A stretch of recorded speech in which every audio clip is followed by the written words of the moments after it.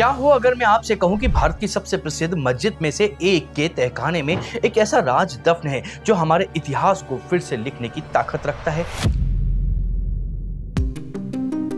ये कोई कहानी नहीं, ये सरकारी दस्तावेजों में दर्ज एक हकीकत है। इस वीडियो में हम सिर्फ दावों की नहीं बल्कि उन सबूतों की बात करेंगे जो पत्थर पर लिखे हैं, जमीन के नीचे दबे हैं और सदियों पुरानी किताबों में दर्ज हैं।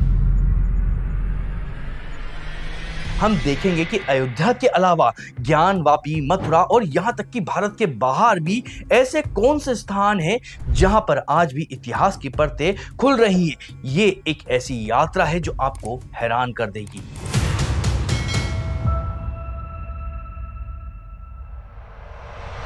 सबसे पहले बात करते हैं उस जगह की जो आज पूरे देश में चर्चा का विषय बनी हुई है, वाराणसी की ज्ञानवापी मस्जिद। सालों से यह दावा किया जा रहा है कि इसे असली काशी विश्वनाथ मंदिर को तोड़कर बनाया गया था, लेकिन यह सिर्फ एक दावा था जब तक कि आर्कियोलॉजिकल सर्वे ऑफ इंडिया यानी ASI की टीम उस मस्जिद के अंदर नहीं पहुंची। आखिर ASI को उन बंद तहखानों में मिला क्या? कौन से राज थे जो सदियों से दीवार के पीछे कैद थे? ASI की रिपोर्ट किसी कहानी की तरह नहीं, रिपोर्ट साफ शब्दों में कहती है। इस बात पर जोर दिया जा सकता है कि मौजूदा ढांचा मतलब मस्जिद के निर्माण से पहले वहां एक हिंदू मंदिर मौजूद था। ये कोई अटकल नहीं, ये नतीजा है। ASI को तहखाने में बड़े बड़े खंबे मिले जो बनावट में पूरी तरह से मंदिर के थे। इन खंबों को मस्जिद की नींव को मजबूत करने के लिए इस्तेमाल किया गया था, मानो एक शानदार इमारत की हड्डियों पर एक नई इमारत खड़ी कर दी गई हो। लेकिन सबूत सिर्फ तहखाने में ही नहीं थे। असली कहानी तो तब शुरू हुई जब टीम ने मस्जिद की दीवारों को पढ़ना शुरू करा। मस्जिद के निर्माण में ऐसे पत्थर इस्तेमाल हुए थे जिन पर पहले से ही कुछ लिखा हुआ था। ASI को ऐसे 34 शिलालेख मिले हैं और ये किसी एक भाषा में नहीं बल्कि देवनागरी ग्रंथ, तेलुगु और कन्नड़ लिपि में भी थे। ये इस बात का सबूत है कि उस मंदिर में पूरे भारत से श्रद्धालु आते थे। इन पत्थर पर जनार्दन मतलब विष्णु, रुद्र मतलब शिव और उमेश जैसे देवताओं के नाम खुदे हुए हैं। एक पत्थर पर तो महामुक्ति मंडप तक लिखा मिला है, यानी वो जगह जहां मोक्ष मिलता है। और ये सब उस इमारत में मिला है जिसे आज हम ज्ञानवापी मस्जिद के नाम से जानते हैं। मई 2022 में जब कोर्ट के आदेश पर सर्वे हुआ तो तहखाने से एक ऐसी आकृति मिली जिसे हिंदू पक्ष ने शिवलिंग बताया। ये खबर आग की तरह फैल गई। एक सवाल खड़ा हो गया, अगर ये शिवलिंग है तो ये यहाँ क्या कर रहा है? अगर आप चाहते हैं कि ऐसी सच्चाई मैं आपके सामने लाता रहूं और इसी तरह का हिंदू धर्म से जुड़ा हुआ कंटेंट मैं आपके लिए बनाता रहूं, तो उसके लिए आप हमारे चैनल को सब्सक्राइब कर दीजिएगा और इस वीडियो को लाइक कर दीजिएगा। और अब हम वीडियो में आगे बढ़ते हैं। आपको लग रहा होगा कि जो मैं बता रहा हूं वो सिर्फ काशी की कहानी है, पर नहीं। अब हम चलते हैं दिल्ली। क्या आप जानते हैं कि दिल्ली के कुतुब मीनार कॉम्प्लेक्स में सरकार ने खुद एक बोर्ड लिखकर लगाया है, वहां मौजूद कुव्वत उल इस्लाम मस्जिद को 27 हिंदू और जैन मंदिर तोड़कर उसके मलबे से बनाया गया था। जी हाँ, ये कोई दावा नहीं है, ये स्वीकृत तथ्य है जिसे ASI ने खुद माना है। आप आज भी वहां जाकर उन खंभों पर टूटी हुई मूर्तियां, घंटियों और कमलों के चिन्ह को अपनी आंखों से देख सकते हैं। इतिहास वहां चीख चीख कर अपनी गवाही दे रहा है, बस सुनने वाला कान चाहिए। यही कहानी मथुरा में दोहराई जाती है। कृष्ण जन्मभूमि दावा है कि जहां आज शाही ईदगाह मस्जिद है, वहीं कभी भगवान कृष्ण का भव्य केशव मंदिर था। औरंगजेब के दरबारी इतिहासकार साकी मुस्तैद खान ने अपनी किताब मासिर-ए-आलमगीरी में साफ साफ लिखा है कि बादशाह के हुक्म पर 1670 में मथुरा का मंदिर तोड़ दिया गया था।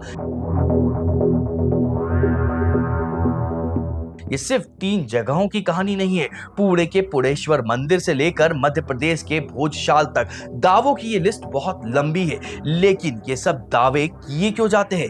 क्या सिर्फ जमीन पर झगड़ा हो? नहीं, इसके पीछे एक बहुत गहरा दार्शनिक और कानूनी सिद्धांत है जिसे आपको समझना होगा। हिंदू कानून के अनुसार जब किसी मूर्ति की प्राण प्रतिष्ठा हो जाती है तो वो सिर्फ पत्थर का टुकड़ा नहीं रहता है, उसे एक जीवित न्यायिक व्यक्ति का दर्जा मिल जाता है। यानी कानून की नजरों में वो देवता जीवित है और उसकी संपत्ति हमेशा उसकी ही रहेगी, उसे कोई कभी भी छीन नहीं सकता है, चाहे सदियां ही क्यों ना बीत जाएं। इसी सिद्धांत को सुप्रीम कोर्ट ने अयोध्या मामले में मान्यता दी थी। इसलिए ये लड़ाई सिर्फ ईंट और पत्थर की नहीं बल्कि आस्था के उस सिद्धांत की है कि देवता कभी मरते नहीं और उनका स्थान हमेशा उन्हीं का रहता है।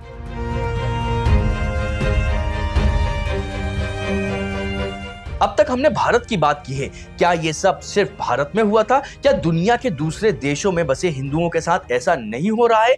अब जो आंकड़े मैं आपको बताने जा रहा हूं वो आपको चौंका देंगे।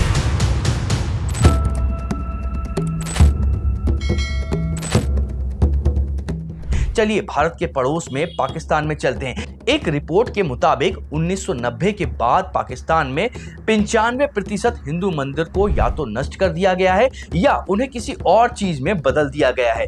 पंजाब प्रांत जो कि पाकिस्तान में है, अहमदपुर लम्बा शहर में एक 400 साल पुराने हिंदू मंदिर को मवेशियों का बाड़ा बना दिया गया है। कराची से लेकर पेशावर तक हिंदू मंदिरों को तोड़ने की, मूर्तियों को जलाने की और जमीन पर कब्जा करने की खबरें आम है।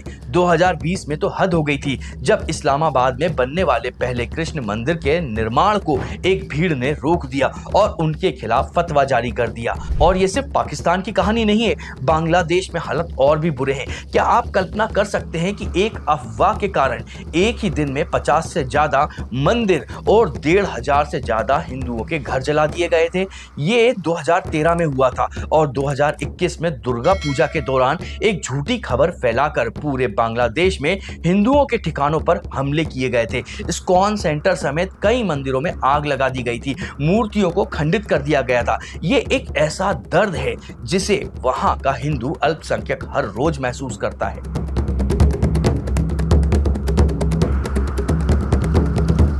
श्रीलंका में कहानी थोड़ी अलग लेकिन उतनी ही दर्दनाक है। वहां इसे बुद्धिकरण का नाम दिया गया है, यानी हिंदू पहचान वाले इलाकों में जबरदस्ती बौद्ध मठ और विहार बनाकर उस जगह का चरित्र बदलना। सेना की मदद से उन जगहों पर बौद्ध स्थल बनाए जा रहे हैं जहां एक भी बौद्ध आबादी नहीं रहती है, सिर्फ तमिल हिंदू रहते हैं। मकसद साफ है, ऐतिहासिक और सांस्कृतिक पहचान को मिटाना। मलेशिया में हर 3 हफ्ते में एक हिंदू मंदिर तोड़े जाने का आरोप है। इन्हें अवैध बताकर गिरा दिया जाता है, भले ही वो सालों पुराने क्यों ना हो।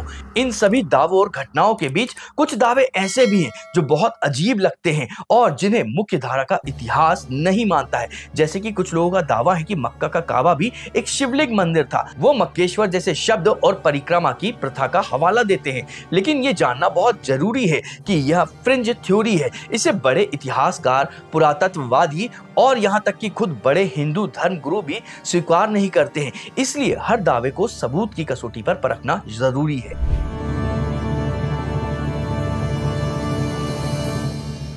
तो इन सब का निष्कर्ष क्या है? ज्ञानवापी से लेकर पाकिस्तान तक ये कहानियां सिर्फ जमीन के विवाद की नहीं है, यह हमारी संस्कृति, हमारी पहचान और अपने इतिहास को बचाने की लड़ाई है। एएसआई की रिपोर्ट जैसे वैज्ञानिक सबूत ये दिखाते हैं कि इतिहास को झुटलाया नहीं जा सकता है। इन विवादों का हल किसी से नफरत करके नहीं बल्कि सच को स्वीकार करके ही निकल सकता है। ये मुद्दे हमें याद दिलाते हैं कि इतिहास के घावों को भरने के लिए पहले उन घावों के अस्तित्व को मानना पड़ेगा।